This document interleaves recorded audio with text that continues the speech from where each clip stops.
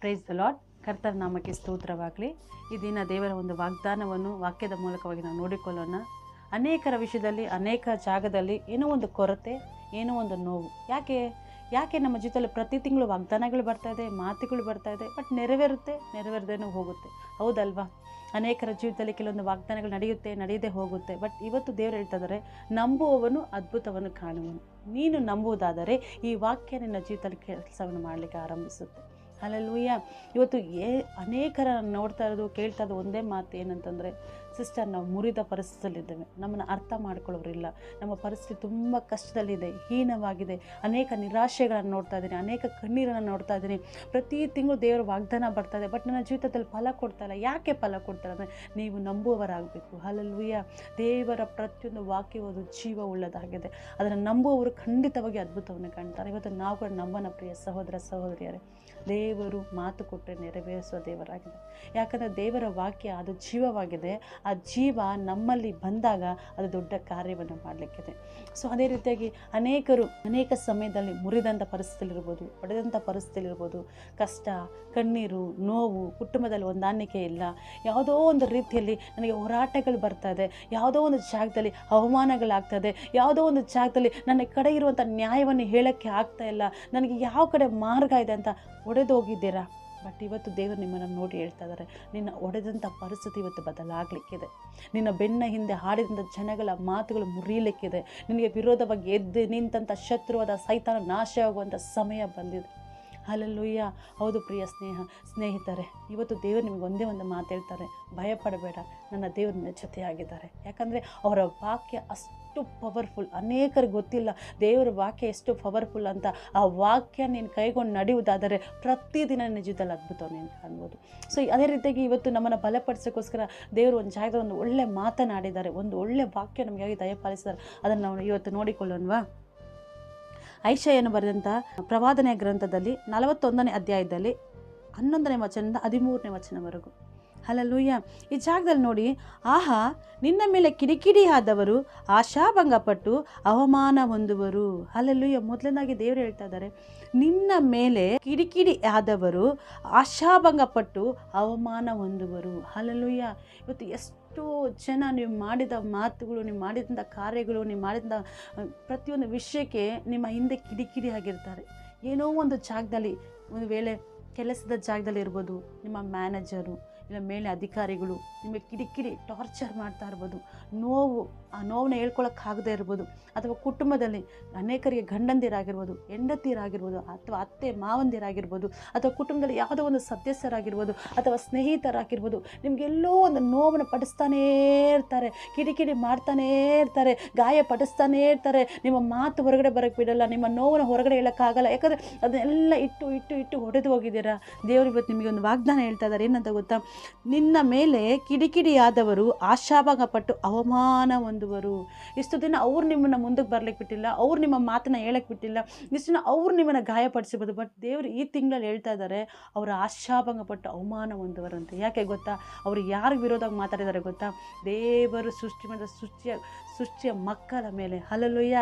ದೇವರು ಆರಿಸಿಕೊಂಡ ನನ್ನ ಮೇಲೆ, ನಿನ್ನ ಮೇಲೆ ಅವರು ಕಿಡಿಕಿಡಿ ಆದದರಿಂದ ದೇವರು ಹೇಳ್ತಾ ಇದ್ದಾರೆ, ನನ್ನ ಮಕ್ಕಳಿಗೆ ವಿರೋಧವಾಗಿ ಯಾರೇ ಬಂದರೂ ಅವರು ಈ ತಿಂಗಳು ಅವಮಾನ ಪಡುತ್ತಾರೆ. ಹಲ್ಲೆಲೂಯಾ. ಅವ್ರು ಅವಮಾನಕ್ಕೊಳಗಾಗ್ತಾರೆ. ಅವರು ಆಶಾಭಂಗಪಟ್ಟು ಅಂದರೆ ದೊಡ್ಡ ಅವಮಾನದಿಂದ ಅವರು ನಿರ್ಮೂಲವಾಗ್ತಾರೆ ಅಂತ ದೇವರು ವಾಗ್ದಾನ ಕೊಡ್ತಾ ಇದ್ದಾರೆ. ಹಲ್ಲೆಲೂಯಾ. ನೀವು ನಂಬ್ತೀರಾ?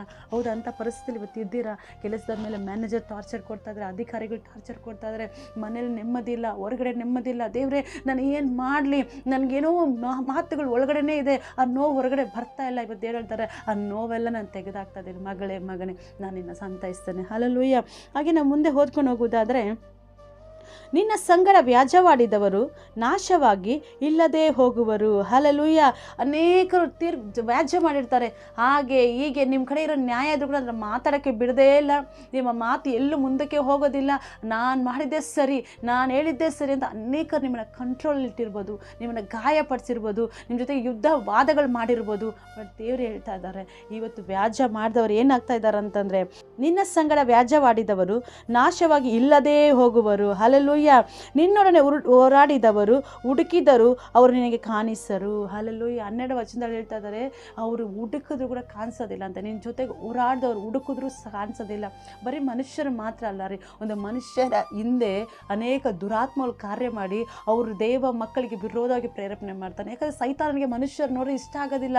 ಯಾಕಂದರೆ ನಾವು ದೇವರ ಸ್ವರೂಪವಾಗಿದ್ದೀವಿ. ಯಾಕಂದರೆ ದೇವರು ನಮ್ಮನ್ನು ಪ್ರೀತಿಸುವವರಾಗಿದ್ದಾರೆ. ದೇವರ ದೃಷ್ಟಿಯಲ್ಲಿ ನೀನು ಅಮೂಲ್ಯನು ಪ್ರಿಯನು ಎಂಬುದಾಗಿ ವಾಕ್ಯ ಹೇಳುತ್ತಾ ಇದೆ. ಇವತ್ತು ನಾನು ನೀನು ದೇವರ ದೃಷ್ಟಿಯಲ್ಲಿ ಪ್ರಿಯರು ಅಮೂಲ್ಯರಾಗಿದ್ದೇವೆ. ಸೊ ದೇವರ ಅಮೂಲ್ಯರ ಪ್ರಿಯರ ಮೇಲೆ ಸೈತಾನನಿಗೆ ಒಂದು ನೋವು, ಸೈತಾನಿಗೆ ಕಿಡಿಕಿಡಿ, ಸೈತಾನಿಗೆ ಕೋಪ. ಆ ಕೋಪವನ್ನು ಹೇಗೆ ತೀರಿಸಬೇಕು? ಅವ್ನು ಡೈರೆಕ್ಟಾಗಿ ಬಂದು ನಿನ್ನ ಮಾಡೋಕ್ಕೆ ಆಗೋದಿಲ್ಲ ಅಲ್ವಾ. ಅದಕ್ಕೆ ಏನು ಮಾಡ್ತಾನೆ ಅಂದರೆ, ನಿನ್ನ ಕೆಲಸದ ಮೇಲೆ ಒಬ್ಬರನ್ನ ಎಬ್ಬರಿಸ್ತಾ ಇದ್ದಾನೆ, ನಿನ್ನ ಅಕ್ಕಪಕ್ಕದಲ್ಲಿ ಒಬ್ಬರನ್ನ ಎಬ್ಬರಿಸ್ತಾ ಇದ್ದಾನೆ, ನಿನ್ನ ಕುಟುಂಬದಲ್ಲಿ ಒಬ್ಬರು ಎಲ್ಲಿ ನಿನಗೆ ಗಾಯಪಡಿಸಿ ನೀನು ನೋವಾಗ್ತೀಯೋ ಅವರ ಮೂಲಕ ನಿನ್ನ ಗಾಯಪಡಿಸೋಕ್ಕೆ ರೆಡಿಯಾಗಿ ನಿಂತಿರ್ತಾನೆ. ಹಲ್ಲೆಲೂಯಾ. ಇವತ್ತು ಅವನು ಅನೇಕ ಆಲೋಚನೆಗಳ ಮಾಡಿ ನಿಂತಿರ್ಬೋದು, ಬಟ್ ದೇವರು ಹೇಳ್ತಾ ಇದ್ದಾರೆ, ನಿನ್ನ ಸಂಗಡ ವ್ಯಾಜ್ಯವಾಡಿದವರು, ನಿನ್ನ ಸಂಗಡ ಹೋರಾಡಿದವರು ನೀನು ಹುಡುಕಿದರೂ ಸಿಕ್ಕದಂಗೆ ಹೋಗ್ತಾರಂತೆ. ಹಲ್ಲೆಲೂಯಾ. ನೀನು ಒಂದು ನಿಮಿಷ ಥಿಂಕ್ ಮಾಡಿ ನೋಡಿದ್ರೆ, ಅಯ್ಯೋ ಹೋದ ತಿಂಗಳು ನನಗೆ ಈ ನೋವಿತ್ತಲ್ಲ, ಈ ವ್ಯಾಧಿ ಇತ್ತಲ್ಲ, ಈ ಸಮಸ್ಯೆ ಇತ್ತಲ್ಲ, ಈ ಕಣ್ಣೀರು ಇತ್ತಲ್ಲ ಅಂತ ನೀನು ಕೇಳೋದಾದರೆ ಅದು ಈ ತಿಂಗಳಲ್ಲಿ ಇಲ್ಲ. ಯಾಕಂದರೆ ನಿನ್ನ ಶತ್ರುವಾದ ಸೈತಾನನು ಇಷ್ಟು ದಿನ ನನಗೆ ವಿರೋಧ ಹೋರಾಡ್ತಾ ಇದ್ದ, ಬಟ್ ಇವತ್ತು ಅವನು ಇಲ್ಲವಾಗಿ ಹೋಗಿದ್ದಾನೆ. ಹಲ್ಲೆಲೂಯಾ. ಯಾವಾಗ ಗೊತ್ತಾ ಇಲ್ಲವಾಗಿ ಹೋಗಿದ್ದಾನೆ? ಈ ವಾಕ್ಯ ನೀನು ನಂಬ್ತೀಯಲ್ಲ, ಇವತ್ತು ನಿನ್ನ ಜೀವಿತಲ್ಲ ಸೈತಾನ ಇಲ್ಲವಾಗಿ ನಿರ್ಮೂಲವಾಗ್ತಾ ಇದ್ದಾನೆ. ಹಲ್ಲೆಲೂಯಾ. ನೀನು ಹುಡುಕಿದ್ರೂ ಅವನು ಸಿಗ್ತಾ ಇಲ್ಲ, ನೀನು ನೋಡಿದ್ರೂ ಅವನು ಸಿಗ್ತಾ ಇಲ್ಲ. ಹಾಗಾದರೆ ನೀನು ಆಶೀರ್ವಾದವಾಗಿ ಜೀವಿಸುವಂಥ ದಿನ ಇದಾಗಿದೆ. ಹಲ್ಲೆಲೂಯಾ. ಯಾರೆಲ್ಲ ಇದನ್ನು ನೋಡ್ತಾ ಇದ್ದಾರೆ, ದೇವರು ನಿಮಗೆ ಹೇಳ್ತಾ ಇದ್ದಾರೆ, ನಿನ್ನ ಆಶೀರ್ವಾದ ದಿನಗಳ ಆರಂಭವಾಗಿದೆ. ನಿನ್ನ ಕಣ್ಣೀರನ್ನು ಒರೆಸುವಂಥ ಸಮಯ ಬಂದಿದೆ. ಸೈತಾನ ಅನೇಕ ಜಾಗದಲ್ಲಿ ವ್ಯಾಧಿಯನ್ನು ಒಂದು ತೊಂದರೆನ ಕೊಟ್ಟಿರ್ಬೋದು, ಕಷ್ಟನ ಒಂದು ತೊಂದರೆನ ಕೊಟ್ಟಿರ್ಬೋದು, ಮನ ಮುರಿದಂಥ ಪರಿಸ್ಥಿತಿ, ನಿರಾಶೆಯ ಪರಿಸ್ಥಿತಿ, ನಂಬಿದವರಿಂದ ನೋವುಗಳು, ಚುಚ್ಚು ಮಾತುಗಳು, ಗಾಯಗಳು, ಅವಮಾನಗಳು, ಕಣ್ಣೀರುಗಳು, ಅನೇಕ ವಿಷಯದಲ್ಲಿ ಹೊಡೆಯಲ್ಪಟ್ಟು ಕುಗ್ಗಲ್ಪಟ್ಟು ನನ್ನ ಜೀವನ ಸಾಕಾಗಿದೆ ಅಂತ ಇವತ್ತು ಹೇಳ್ತಾ ಇದೆಯಾ? ಅದೆಲ್ಲ ಕೊಟ್ಟಂಥ ಶತ್ರುವಾದ ಸೈತಾನ ನಿನ್ನನ್ನು ನೋಡಿ ಓಡಿ ಹೋಗುವಂಥ ಸಮಯ ಬಂದಿದೆ. ಹಲ್ಲೆಲೂಯಾ. ದೇವನಿಗೆ ವಾಗ್ದಾನ ಕೊಡ್ತಾ ಇದ್ದಾರೆ. ಪ್ರಿಯ ಸಹೋದರ ಸಹೋದರಿಯರೇ, ನೀವು ಎಂಥ ಪರಿಸ್ಥಿತಿಯಲ್ಲಿದ್ದರೂ ಇವತ್ತು ದೇವರು ನಿಮಗೆ ಹೇಳ್ತಾ ಇದ್ದಾರೆ, ಭಯಪಡಬೇಡ, ನಾನು ನಿನ್ನೊಂದಿಗಿದ್ದೇನೆ. ಹಲ್ಲೆಲೂಯಾ. ನಾವು ಹಾಗೆ ಮುಂದೆ ಆ ವಾಕ್ಯವನ್ನು ನೋಡೋಣ. 13ನೇ ವಚನವನ್ನು ನೋಡಿಕೊಳ್ಳೋಣ. ಭಯಪಡಬೇಡ, ನಾನೇ ನಿನಗೆ ಸಹಾಯ ಮಾಡುತ್ತೇನೆ. ಹಲ್ಲೆಲೂಯಾ. ಭಯಪಡ್ತಾ ಇದ್ದೀರಾ? ಎಷ್ಟು ಹೋರಾಡ್ಬಿಟ್ಟಿದ್ದೀನಪ್ಪ, ನನ್ನ ನಂಬಕ್ಕೂ ಒಬ್ಬರು ಇಲ್ಲ, ನನಗೆ ಸಹಾಯ ಮಾಡೋಕ್ಕೂ ಒಬ್ಬರು ಇಲ್ಲ, ನನ್ನ ಮೇಲೆತ್ತಕ್ಕೂ ಒಬ್ಬರು ಇಲ್ಲ, ನಾನು ಬಿದ್ದೋಗಿದ್ದೀನಿ, ಸೋತೋಗಿದ್ದೀನಿ, ಮುರಿದೋಗಿದ್ದೀನಿ, ಒಡೆಯಲ್ಪಟ್ಟಿದ್ದೀನಿ, ಚಚ್ಚಲ್ಪಟ್ಟಿದ್ದೀನಿ. ದೇವರು ಇವತ್ತು ಹೇಳ್ತಾ ಇದ್ದಾರೆ, ನಿನಗೆ ಸಹಾಯ ಮಾಡೋಕ್ಕೆ ನಾನು ಬರ್ತಾ ಇದ್ದೀನಿ. ಲೋಕದ ಮನುಷ್ಯರಲ್ಲ, ನಿನ್ನ ನಂಬಿಕೆ ಇಟ್ಟಂಥ ವ್ಯಕ್ತಿಗಳಲ್ಲ, ನಿನ್ನ ಹಣಕಾಸು ಅಲ್ಲ, ನಿನ್ನ ಬಿಸ್ನೆಸ್ಸು ಅಲ್ಲ, ನಿನ್ನ ಸ್ಥಾನಮಾನ ಅಲ್ಲ, ಇದೆಲ್ಲವರು ಸೃಷ್ಟಿ ಮಾಡಿದ ಸೃಷ್ಟಿಯ ಕರ್ತನು ಬರ್ತಾ ಇದ್ದಾರೆ ನಿನಗೆ ಸಹಾಯ ಮಾಡಲಿಕ್ಕೆ. ಹಲ್ಲೆಲೂಯಾ. ಹಲ್ಲೆಲೂಯಾ. ದೇವರು ನಿಮ್ಮನ್ನು ನೋಡಿ ಹೇಳ್ತಾ ಇದ್ದಾರೆ. ಇವತ್ತು ನೀವು ಯಾವ ಪರಿಸ್ಥಿತಿಯಲ್ಲಿ ನನಗೆ ಗೊತ್ತಿಲ್ಲ ಸಹೋದರ ಸಹೋದರಿಯರೇ, ದೇವರಾದರೆ ಒಂದು ಮಾತು ಹೇಳ್ತಾರೆ, ಭಯಪಡಬೇಡ, ನಿನಗೆ ಸಹಾಯಕನಾಗಿ ನಾನು ಬರ್ತಾ ಇದ್ದೀನಿ. ಸೊ ಮುಂದೆ ಹಾಗೆ ಓದುವುದಾದರೆ, ಭಯಪಡಬೇಡ, ನಾನು ನಿನಗೆ ಸಹಾಯ ಮಾಡುತ್ತೇನೆ ಎಂದು ನಿನಗೆ ಹೇಳುವ ನಿನ್ನ ದೇವರಾದ ಯೆಹೋವನೆಂಬ ನಾನೇ ನಿನ್ನ ಕೈ ಹಿಡಿಯುತ್ತೇನಲ್ಲ. ಹಲ್ಲೆಲೂಯಾ. ದೇವರು ಇವತ್ತು ಹೇಳ್ತಾ ಇದ್ದಾರೆ, ಭಯಪಡಬೇಡ, ನಾನು ನಿನ್ನ ಕೈ ಹಿಡಿತಾ ಇದ್ದೀನಿ. ಹಲ್ಲೆಲೂಯಾ. ಯಾರು ನಿಮ್ಮ ಕೈ ಹಿಡಿತಾ ಇರೋದು? ಇಡೀ ಲೋಕವನ್ನು ಸೃಷ್ಟಿ ಮಾಡಿದ ಸೃಷ್ಟಿಯ ಕರ್ತನು ನಿಮ್ಮ ಕೈಯನ್ನು ಹಿಡಿತಾ ಇದ್ದಾರೆ. ಹಲ್ಲೆಲೂಯಾ. ಇಷ್ಟು ದಿನ ನಾವು ಅಂದ್ಕೊಂಡು ನಾವು ಪ್ರಾರ್ಥನೆ ಮಾಡಿರ್ತೀವಿ, ಅಪ್ಪ ನಿನ್ನ ಕೈಯನ್ನೇ ಹಿಡ್ದಿದ್ದೀನಿ, ಅಪ್ಪ ನಿನ್ನ ಪಾದವನ್ನೇ ಹಿಡ್ದಿದ್ದೀನಿ, ಅಪ್ಪ ನಿನ್ನ ವಾಕ್ಯವನ್ನೇ ಹಿಡಿದು ನಡೀತಾ ಇದ್ದೀನಿ. ಪ್ರತಿ ತಿಂಗಳು ನಾವು ದೇವರ ವಾಕ್ಯವನ್ನು ಹಿಡ್ಕೊಂಡು ನಡೀತಾ ಇದ್ವಿ, ಪ್ರತಿ ತಿಂಗಳು ದೇವರ ಮಾತನ್ನು ಹಿಡ್ಕೊಂಡು ನಡೀತಾ ಇದ್ವಿ, ಪ್ರತಿದಿನ ದೇವರ ಕೈಯ ಕಾಲು ಹಿಡ್ಕೊಂಡು ನಡೀತಾ ಇದ್ದೀನಿ ಅಂತ ಹೇಳ್ಬೋದು. ಬಟ್ ದೇವರು ಇವತ್ತು ಹೇಳ್ತಾ ಇದ್ದಾರೆ, ಇಷ್ಟು ದಿನ ನೀನು ನನ್ನ ಕೈ ಹಿಡ್ಕೊತಾ ಇದೆ, ಸಮಸ್ಯೆಗಳು ಬಂದಾಗ ಓಡಿ ಹೋದೆ, ನೋವುಗಳು ಬಂದಾಗ ಬಿಟ್ಟು ಹೋದೆ. ಯಾಕಂದ್ರೆ ಒಂದು ಉದಾಹರಣೆ ನೋಡ್ಬೇಕಂದ್ರೆ, ಒಂದು ಚಿಕ್ಕ ಮಗು ಕೈ ನಾವು ಹಿಡ್ಕೊಳ್ತಾ ಇದ್ದೀವ್ರಿ, ಆ ಚಿಕ್ಕ ಮಗು ನಮ್ಮ ಕೈನ ಹಿಡ್ಕೊಂಡು ನಾವು ರೋಡಲ್ಲಿ ಹೋಗ್ತಾ ಇದ್ರೆ, ಏನಾದರೂ ರೋಡಲ್ಲಿ ಅಂಗಡಿಯಲ್ಲಿ ಏನಾದ್ರು ತಿಂಡಿಗಳು, ಐಸ್ ಕ್ರೀಮ್ ಏನಾದರೂ ಒಂದು ನೋಡಿದ್ರೆ ಆ ಮಗು ಏನು ಮಾಡುತ್ತೆ ಅಂದರೆ ನಮ್ಮ ಕೈನ ಬಿಟ್ಬಿಟ್ಟು ಅದನ್ನು ನೋಡುತ್ತೆ, ನನಗೆ ಅದು ಬೇಕು ಅಂತ. ಹಲ್ಲೆಲೂಯಾ. ಇವತ್ತು ನಾವು ಕೂಡ ಅನೇಕ ಜಾಗದಲ್ಲಿ ದೇವರ ದೃಷ್ಟಿಯಲ್ಲಿ ಇನ್ನೂ ಚಿಕ್ಕ ಮಕ್ಕಳಾಗಿ ಇದ್ದೀವಿ. ಅನೇಕ ಜಾಗದಲ್ಲಿ ದೇವರನ್ನ ಹುಡುಕಿ ಹೋಗ್ತೀವಿ, ದೇವರ ಕೈ ಹಿಡ್ಕೊಂಡಿರ್ತೀವಿ. ದೇವರೇ ನಿನ್ನ ಕೈ ನಾನು ಹಿಡ್ಕೊಳ್ತೀನಿ, ನಿನ್ನ ವಾಕ್ಯವನ್ನು ನಾನು ಹಿಡ್ಕೊಳ್ತೀನಿ ಅಂತ ನಂಬಿಕೆಯಿಂದ ವಾಕ್ಯ ಹಿಡ್ತೀವಿ, ನಂಬಿಕೆಯಿಂದ ಕೈಗಳನ್ನ ಹಿಡ್ಕೊತೀವಿ, ಹೋಗ್ತಾ ಇರ್ತೀವಿ. ಕೆಲವೊಂದು ಸಮಸ್ಯೆಗಳು ಬಂದಾಗ, ಕುಗ್ಗಿ ಹೋದಾಗ, ಅಯ್ಯೋ ನನಗೆ ಯಾರೂ ಇಲ್ಲ ಅಂತ ನಾವು ಬಿಟ್ಬಿಡ್ತೀವಿ, ಅಯ್ಯೋ ನನಗೇನು ಬೇಡ ಅಂತೇಳಿ ನಾವು ಬಿಟ್ಬಿಡ್ತೀವಿ. ಸಮಸ್ಯೆಗಳು ಬಂದಾಗ, ಸಂತೋಷ, ಕೆಲವೊಂದು ಸಮಯ ನಮಗೆ ಒಳ್ಳೆ ಸಂತೋಷ ಸಮಾಧಾನ ಬಂದಾಗ ಕೂಡ ನಾವು ಇಟ್ಕೊಂಡಿರೋ ಕೈನ ಮರೆತುಬಿಟ್ಟು ಖುಷಿಯಾಗಿ ಹೋಗ್ಬಿಡ್ತೀವಿ. ಮಕ್ಕಳಿಗೆ ದಾರಿ ಗೊತ್ತಾದ್ರೆ ಏನು ಮಾಡ್ತಾರೆ? ನನ್ನ ದಾರಿ ಗೊತ್ತಂದ್ರೆ ತಂದೆ ತಾಯಿ ಕೈನ ಬಿಟ್ಟು ಹೋಗ್ಬಿಡ್ತಾರೆ. ಇವತ್ತು ಅನೇಕರ ಜೀವಿತ ಕೂಡ ಹಾಗೆ ಆಗಿದೆ. ಬಟ್ ದೇವ್ರು ಹೇಳ್ತಾರೆ, ಇಷ್ಟು ದಿನ ಮಗಳೇ ಮಗನೇ ನೀನು ನನ್ನ ಕೈ ಹಿಡ್ದಿದ್ದೆ, ಲೋಕವನ್ನು ನೋಡಿದಾಗ, ಲೋಕದ ಐಶ್ವರ್ಯ ನೋಡಿದಾಗ, ಲೋಕದ ಸಮಸ್ಯೆಗಳು ನೋಡಿದಾಗ ನನ್ನ ಕೈ ಬಿಟ್ಟು ನೀನು ಹೋಗಿರ್ಬೋದು. ಬಟ್ ಇವತ್ತಿಂದ ದೇವರು ನಿನ್ನ ಕೈನ ಹಿಡಿತಾ ಇದ್ದಾರೆ. ಹಲ್ಲೆಲೂಯಾ.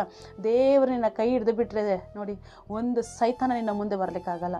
ಯಾವ ಲೋಕದ ಸಮಸ್ಯೆಗಳು ನಿನ್ನ ಮುಂದೆ ಬರೋಕ್ಕಾಗಲ್ಲ. ಯಾಕಂದರೆ ಲೋಕದಲ್ಲಿರುವಂಥ ಸಮಸ್ತವು ದೇವರಿಗೆ ಅಡ್ಡ ಬೀಳುವಂಥದ್ದಾಗಿದೆ. ಹಲ್ಲೆಲೂಯಾ. ಇಡೀ ಲೋಕವನ್ನೇ ಸೃಷ್ಟಿ ಮಾಡಿದ ಸೃಷ್ಟಿಯ ಕರ್ತನು ನಿನ್ನ ಕೈ ಹಿಡಿದಿದ್ದಾರೆ ಅಂದರೆ ಇಡೀ ಲೋಕದಲ್ಲಿ ಇರುವುದು ಕೂಡ ನಿನ್ನ ಮುಂಭಾಗದಲ್ಲಿ ಅಡ್ಡ ಬೀಳಲೇಬೇಕಾಗುತ್ತೆ. ಹಲ್ಲೆಲೂಯಾ. ಯಾಕಂದರೆ ನಾವು ದೇವರ ಮಕ್ಕಳಾಗಿದ್ದೀವಿ. ಆ ದೇವರೇ ನಮ್ಮ ಸಂಗಡ ಇದ್ದಾರೆ. ದೇವರು ಇವತ್ತು ನಿಮಗೆ ವಾಗ್ದಾನ ಕೊಡ್ತಾ ಇದ್ದಾರೆ. ಇಷ್ಟು ದಿನ ನೀನು ನನ್ನ ಕೈ ಹಿಡಿದಿದ್ದೆ ಮಗಳೇ, ಮಗನೇ, ಇವತ್ತು ನಾನು ನಿನ್ನ ಕೈ ಹಿಡಿತಾ ಇದ್ದೀನಿ. ಭಯ ಪಡಬೇಡ, ಹೆಜ್ಜೆ ಮುಂದೆ ಎತ್ತಿಡು. ಕೆಂಪು ಸಮುದ್ರವೋ ಭಯಪಡಬೇಡ, ಎರಿಗೋ ಕೋಟೆಯೋ ಭಯಪಡಬೇಡ. ನಾನಿನ ಸಂಗಡ ಇರೋದು ಅದೆಲ್ಲ ಪುಡಿ ಪುಡಿಯಾಗಿ ಮುರಿದು ನಿನ್ನ ಮುಂಭಾಗದಲ್ಲಿ ಅಡ್ಡ ಬೀಳುತ್ತೆ. ಯಾಕಂದರೆ ಸಾಧಾರಣದ ವ್ಯಕ್ತಿಯೊಂದಿಗೆ ನೀನಿಲ್ಲ, ಇಡೀ ಲೋಕವನ್ನು ಸೃಷ್ಟಿ ಮಾಡಿದ ಸೃಷ್ಟಿಯ ಕರ್ತನ ಪಕ್ಕದಲ್ಲಿ ನೀನಿದ್ದೀಯ. ಹಲ್ಲೆಲೂಯಾ. ಆತನು ನಮ್ಮ ಕೈ ಹಿಡಿದಿದ್ದಾನೆ. ಯಾವ ದುರಾತ್ಮ ನಮ್ಮ ಮುಂದೆ ಬರಲಿಕ್ಕಾಗಲ್ಲ, ಯಾವ ಸೈತಾನ ಬರೋಕ್ಕಾಗಲ್ಲ, ಯಾವುದೇ ವ್ಯಾಧಿಯ ದುರಾತ್ಮನ ಮುಂದೆ ಬರೋಕ್ಕಾಗಲ್ಲ, ಕಷ್ಟನ ದುರಾತ್ಮನ ಮುಂದೆ ಬರೋಕ್ಕಾಗಲ್ಲ, ಅವಮಾನನ ದುರಾತ್ಮನ ಮುಂದೆ ಬರೋಕ್ಕಾಗಲ್ಲ. ಯಾಕಂದರೆ ಎಲ್ಲವನ್ನು ತುಳಿದಾಕುವಂಥ ಬಲವುಳ್ಳ ದೇವರು ನಮ್ಮ ಸಂಗಡ ಇರುವವರಾಗಿದ್ದಾರೆ. ಹಲ್ಲೆಲೂಯಾ. ಇವತ್ತು ನಂಬ್ತೀರಾ ದೇವರು ನಿಮ್ಮ ಜೀವಿತದಲ್ಲಿ ಅದ್ಭುತ ಮಾಡ್ತಾರೆ. ಇವತ್ತು ನಂಬ್ತೀರಾ ದೇವರು ಈ ಕ್ಷಣದಲ್ಲಿ ನಿಮ್ಮ ಮೇಲೆ ಬಿಡುಗಡೆ ಬಿಡ್ತಾ ಇದ್ದಾರೆ. ಯಾರೆಲ್ಲ ಈ ಯೂಟ್ಯೂಬನ್ನು ನೋಡ್ತಾ ಇದ್ದೀರೋ ಈ ಸಮಯದಲ್ಲಿ ಕಣ್ಗಳ ಮುಚ್ಚಿ ಒಪ್ಪಿಸಿಕೊಡ್ರಿ. ದೇವರು ನಿಮ್ಮ ಜೀವಿತದಲ್ಲಿ ಅದ್ಭುತವನ್ನು ಮಾಡಲಿಕ್ಕಿದ್ದಾರೆ. Thank you Lord. ಕರ್ತನೆ, ಯಾರೆಲ್ಲ ಕರ್ತನೆ ಸ್ವಾಮಿ ಯೂಟ್ಯೂಬನ್ನು ನೋಡ್ತಾ ಇದ್ದಾರೆ ಕರ್ತನೆ, ಈ ವಾಕ್ಯವನ್ನು ಕೇಳ್ತಾ ಇದ್ದಾರೆ ಕರ್ತನೆ ಸ್ವಾಮಿ, ಕೊಟ್ಟಂಥ ವಾಗ್ದಾನದ ಪ್ರಕಾರ ಸ್ವಾಮಿ ಅವ್ರಿಗೆ ವಿರೋಧವಾಗಿ ಕಿಡಿಕಿಡಿ ಆದವರು, ಆಶಾಭಂಗ ಪಟ್ಟು ಹೋಗುವರು, ಹೋರಾಡಿದವರು ನಿರ್ಮೂಲವಾಗಿ ಹೋಗುವರು. ಇನ್ನು ಮುಂದೆ ಸ್ವಾಮಿ ಯಾವ ಒಂದು ಸೈತಾನ ಇವರ ಮುಂದೆ ಬರಲಿಕ್ಕೆ ಆಗದೇ ಇಲ್ಲ ಸ್ವಾಮಿ. ಯಾಕಂದರೆ ನೀನು ಇವರ ಕೈನ ಹಿಡಿದಿಂದ ವಾಗ್ದಾನ ಕೊಟ್ಟಿದ್ದೀಯ ರಾಜ ಕರ್ತನೆ. ಏಸಪ್ಪ, ಸಂತೈಸುವ ದೇವನು ಸಂಗಡ ಇರುವಾಗ ಎಲ್ಲಿ ಹೋದರೂ ಜಯವನ್ನು ಕಾಣುವವರಾಗಿದ್ದೇವೆ. Thank you lord. ಅನೇಕರು ಮುರಿದೋಗಿದ್ದೀರಾ, ಅನೇಕ ಹೃದಯಗಳು ಗಾಯಪಟ್ಟಿದೆ, ಅನೇಕ ಹೃದಯ ಜಜ್ಜಲ್ಪಟ್ಟಿದೆ, ಅನೇಕರಿಗೆ ನಿರಾಶೆಗಳು ಉಂಟಾಗಿದೆ. ಇವತ್ತು ದೇವರು ಹೇಳ್ತಾ ಇದ್ದಾರೆ, ಈ ವಿಡಿಯೋ ನೋಡುವ ಸಹೋದರ ಸಹೋದರಿಯೇ, ನಿನ್ನ ಜೀವಿತದಲ್ಲಿ ಒಂದು ಬದಲಾವಣೆ, ನಿನ್ನ ಜೀವಿತದಲ್ಲಿ ಒಂದು ಆಶೀರ್ವಾದ, ನಿನ್ನ ಜೀವಿತದಲ್ಲಿ ಒಂದು ಬಿಡುಗಡೆ. ಯಾಕಂದರೆ ಇಡೀ ಲೋಕವನ್ನು ಸೃಷ್ಟಿ ಮಾಡಿದ ಸೃಷ್ಟಿಯ ಕರ್ತನು ನಿನ್ನ ಕೈ ಹಿಡಿದು ನಿನ್ನ ಜೊತೆಗೆ ಬರ್ತಾ ಇದ್ದಾನೆ. ಇನ್ನು ಮುಂದೆ ನೀನು ಹೋಗುವಂಥ ಜಾಗದಲ್ಲಿ ನಿರಾಶೆಗಳಿಲ್ಲ, ದುಃಖಗಳಿಲ್ಲ, ಹೋರಾಟಗಳಿಲ್ಲ, ಕಣ್ಣೀರುಗಳಿಲ್ಲ. ಯಾಕಂದರೆ ಎಲ್ಲ ಜಾಗದ ಜಯದ ಧ್ವಜ ನಿನ್ನಿಂದ ಬರ್ತಾ ಇದೆ. Thank you Lord. ನಾನು ನೋಡ್ತಾ ಇದ್ದೀನಿ, ನಿಮ್ಮ ಬೆನ್ನಿಂದ ಒಂದು ಜಯದ ಧ್ವಜವನ್ನು ದೇವರು ಕೊಡ್ತಾ ಇದ್ದಾರೆ. ಯುದ್ಧ ವೀರನಿಗೆ ಯಾವ ಥರ ಒಂದು ಜಯ ಸಿಗುತ್ತೋ ಆ ಥರ ಒಂದು ಜಯ ನಿಮಗೆ ಕೊಡ್ತಾ ಇದ್ದಾರೆ. ನೀವು ಇನ್ನು ಸಮಸ್ಯೆಗಳನ್ನ ನೋಡಿ ಭಯಪಡೋ ಅವಶ್ಯಕತೆ ಇಲ್ಲ. ಯಾಕಂದರೆ ಸಮಸ್ಯೆಯನ್ನು ಸೃಷ್ಟಿ ಮಾಡಿದ ಕರ್ತನು, ಸಮಸ್ಯೆಯಿಂದ ಬಿಡುಗಡೆ ಮಾಡುವ ಕರ್ತನು ನಿನ್ನ ಸಂಗಡ ಇದ್ದಾನೆ. ಆತನ ಕೈಯಲ್ಲಿ ಎಲ್ಲವೂ ಉಂಟೆ, ಆದಿಯು ಅಂತ್ಯವು ಆತನಾಗಿದ್ದಾನೆ. ಇವತ್ತು ಜಯ ಕೊಡುವ ದೇವರು ನಿಮ್ಮ ಸಂಗಡ ಇದ್ದು ಎಲ್ಲವನ್ನು ಜಯ ಮಾಡ್ತಾರೆ. Thank you Lord. ಕರ್ತನೆ, ಯಾರೆಲ್ಲ ಸ್ವಾಮಿ ಮುರಿದ ಹೃದಯದಲ್ಲಿದ್ದಾರೋ ಅವರ ಪ್ರತಿಯೊಬ್ಬರ ಪರಿಸ್ಥಿತಿಗಳು ಏಸು ನಮ್ಮದಲ್ಲಿ ಬದಲಾಗಲಿಕ್ಕೆ ಕರ್ತನೆ. ಅವರ ಕಷ್ಟಗಳು, ಕಣ್ಣೀರುಗಳು, ದುಃಖಗಳು ತೆಗೆದಾಕಲ್ಪಡಲಿ ರಾಜ.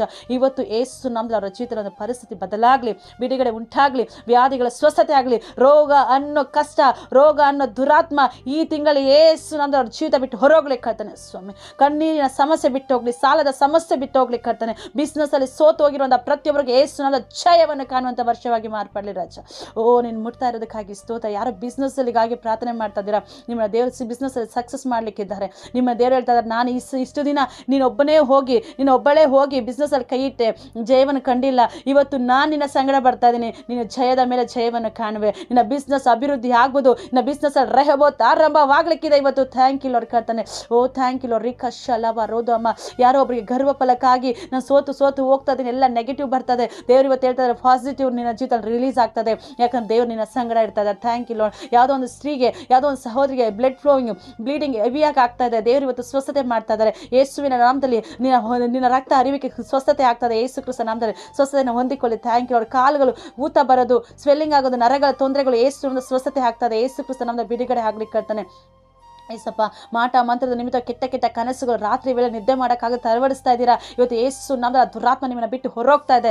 ಏಸು ನಾಮದಲ್ಲಿ ಅವರ ನಿದ್ದೆ ಮಾಡುವಾಗ ಅವರನ್ನು ಒಂದು ಕಾಡಿಸುವಂಥ ಪೀಡಿಸೋ ದುರಾತ್ಮವೇ ಏಸು ನಾಮದಲ್ಲಿ ಬಿಟ್ಟು ಹೋಗುವಂತ ಆಜ್ಞಾಪಿಸ್ತಾ ಇದ್ದೀನಿ. ದೇವ ಪ್ರಸನ್ನತೆ ಚಲಿಸಲ್ಪಡ್ಲಿಕ್ಕೆ.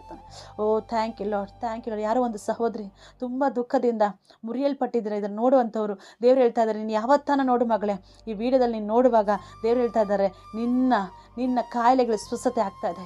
ಯಾರಿಗೂ ಹೇಳ್ಕೊಳಕ್ಕಾಗದಿರುವಂಥ ಒಂದು ಕಾಯಿಲೆ ಯಾರೋ ಒಂದು ಸಹೋದರಿಗೆ ಇವತ್ತು ನಿನಗಾಗಿನೇ ದೇವರು ಹೇಳ್ತಾ ಇದ್ದಾರೆ, ನಿನ್ನ ಸ್ವಸ್ಥತೆ ಬಿಡುಗಡೆ ಆಗ್ತಾ ಇದೆ ಮಗಳೇ. ಈ ವಾಕ್ಯ ನಿನ್ನ ಜೀವಿತದಲ್ಲಿ ಒಂದು ದೊಡ್ಡ ಕಾರ್ಯವನ್ನು ಮಾಡ್ತಾ ಇದೆ ಯೇಸುವಿನ ನಾಮದಲ್ಲಿ. ಓ ರಕಶಲವ ರೋದರವ, ಯಾವುದೋ ಒಂದು ಬ್ರದರ್ ಪಾಪದಲ್ಲಿ ನಾನು ಬಿದ್ದಿದ್ದೀನಿ, ನನಗೆ ಬಿಡುಗಡೆ ಬೇಕು, ಇವತ್ತು ತಿಂಗಳ ನಾನು ಪಾಪದಲ್ಲಿದೆ, ಆದರೆ ಈ ತಿಂಗಳು ನಾನು ಪರಿಶುದ್ಧವಾಗಿ ಜೀವಿಸಬೇಕು ಅಂದ್ಕೊಂಡಿದ್ದೀನಿ ಅಂತ ದೇವರು ಹೇಳ್ತಾರೆ. ಇವತ್ತಿಂದ ಪರಿಶುದ್ಧ ದೇವರಿನ ಸಂಗಡ ಬರ್ತಾ ಇದೆ ಬ್ರದರ್, ಪರಿಶುದ್ಧ ದೇವರಿನ ಸಂಗಡ ನಡೆಸ್ತಾ ಇದ್ದಾರೆ. Thank you lord. ರೇಖಾ ಶರ ಬಾಬಾ, ಒಂದು ಭಯಂಕರವಾದ ಭಯಂಕರವಾದ ತಲೆನೋವು ಯಾವಾಗಲೂ ಕಾಡಿಸ್ತದೆ. ಇವತ್ತು ಆ ತಲೆನೋವು ಕೂಡ ದುರಾತ್ಮ ನಿಮ್ಮನ್ನು ಬಿಟ್ಟು ಹೊರಗೋಗ್ತಾ ಇದೆ. ಯೇಸುವಿನ ನಾಮದಲ್ಲಿ ಬಿಡುಗಡೆ ಉಂಟಾಗ್ಲಿಕ್ಕೆ ಕರ್ತಾನೆ. ಅಪ್ಪ ಪ್ರತಿಯೊಬ್ಬರ ಜೀವಿತವನ್ನು ನೀನು ರೂಪಿಸು, ಆಶೀರ್ವಿಸು, ಬಲಪಡಿಸು. ಯೇಸುವಿನ ನಾಮದಲ್ಲಿ ತಂದೆ ರಾಜನೇ, ಆಮೇನ್.